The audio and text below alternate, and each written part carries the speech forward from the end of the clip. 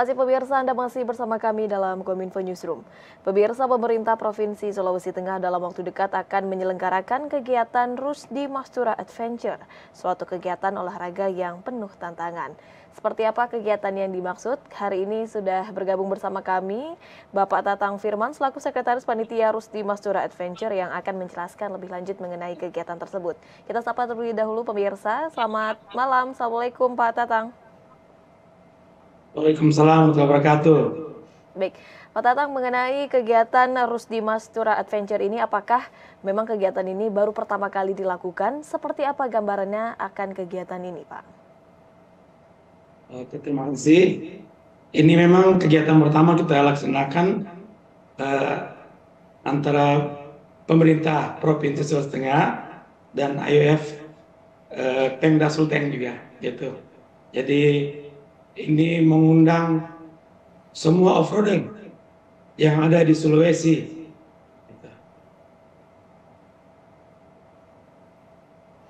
Gitu, Mbak. Baik, kemudian semangat apa yang kiranya melatar belakangi kegiatan dari Rusdi Mastura Adventure? Dari manakah awal idenya sehingga akan diadakan kegiatan ini kemudian begitu, Pak? Oh, iya. Ini awalnya memang ide dari pemerintah Provinsi Sulawesi Tengah, dari Ketua Panitia dari Pak Abdurrahman Shah yang menjabat Kadis ESDM Provinsi Sulawesi Tengah, itu yang ingin coba memasyarakatkan olahraga otomotif di Sulawesi Tengah, khususnya kendaraan 4x4, karena memang dengan kendaraan 4x4 ini kita bisa mencapai semua pelosok Sulawesi Tengah. Banyak potensi-potensi wisata yang ada di Sulawesi Tengah, namun aksesnya yang kurang bisa, gitu. Dengan kendaraan 4x4 ini, kita berharap semua potensi-potensi wisata yang ada di Sulawesi Tengah itu kita bisa buatkan jalurnya, jalur pintas. Misalkan jalur dari ibu kota provinsi, dari kota Palu ke Parigi Motong, dengan kendaraan 4x4 bisa kita lintas jalur, gitu. Jadi 4x4 ini, kendaraan 4x4 ini, dengan event ini kita ingin menguji skill teman-teman, gitu. Jadi mempertajam skill untuk mengadu adrenalin di lintasan yang sudah kami siapkan, gitu. Baik, untuk pelaksanaan dari Rusdi Mastura Adventure ini kapan akan dilaksanakan dan lokasi kegiatan ini akan berlangsung di mana saja begitu Pak? Lintasan treknya ini akan berlangsung di mana saja?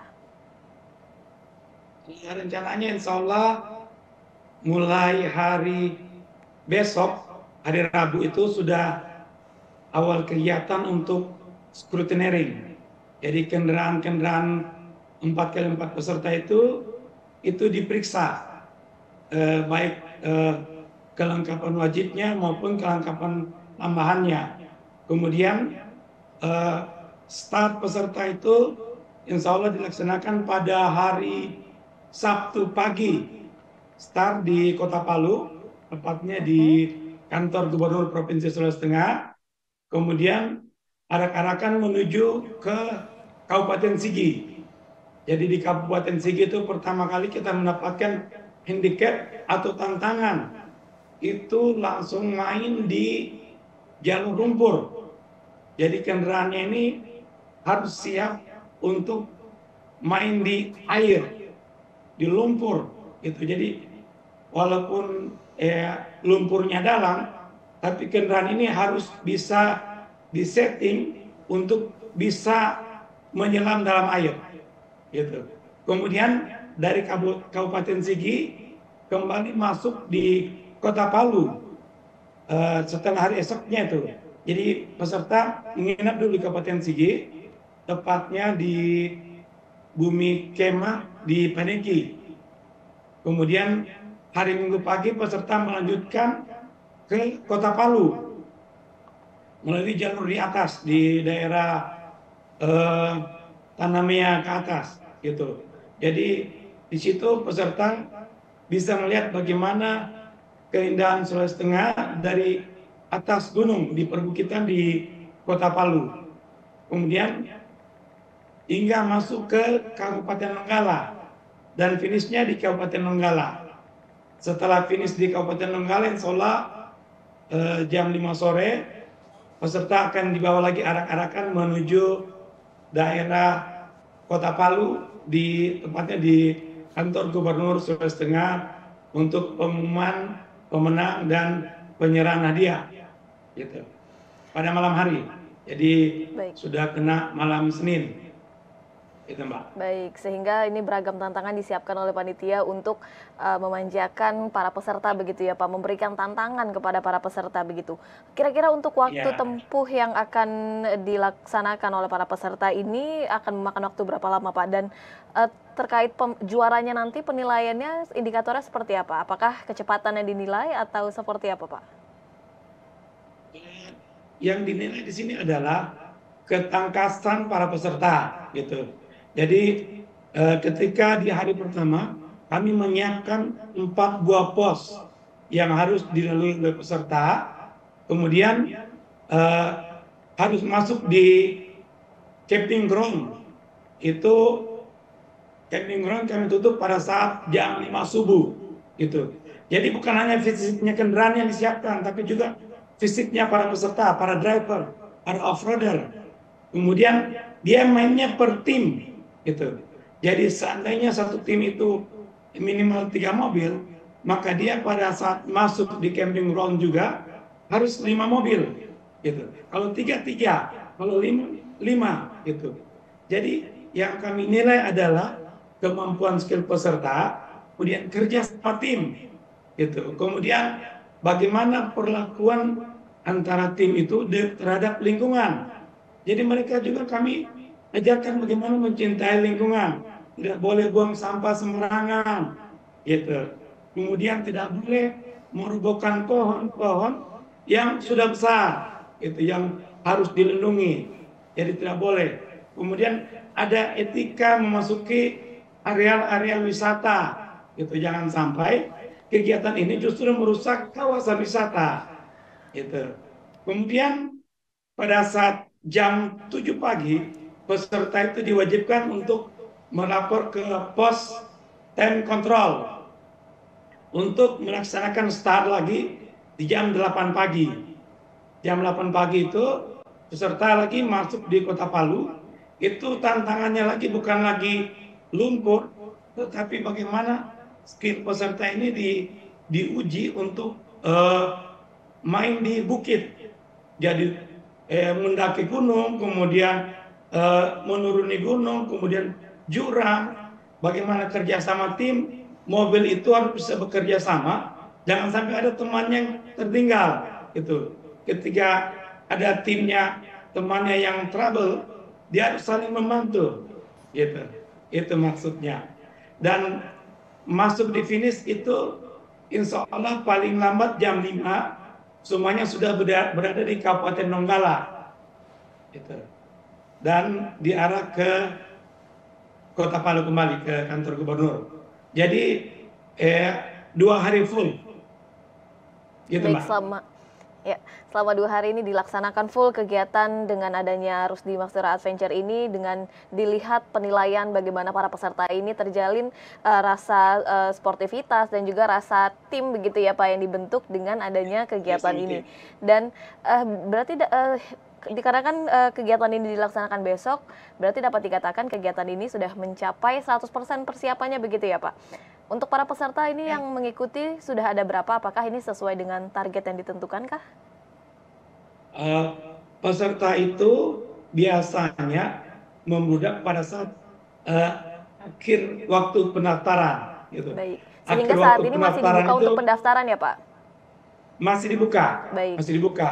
Pendaftaran sampai malam Sabtu gitu. Untuk jumlah pendaftar yang ada sekarang itu sudah lebih 100, sementara target kita itu membatasi peserta sampai 150 peserta.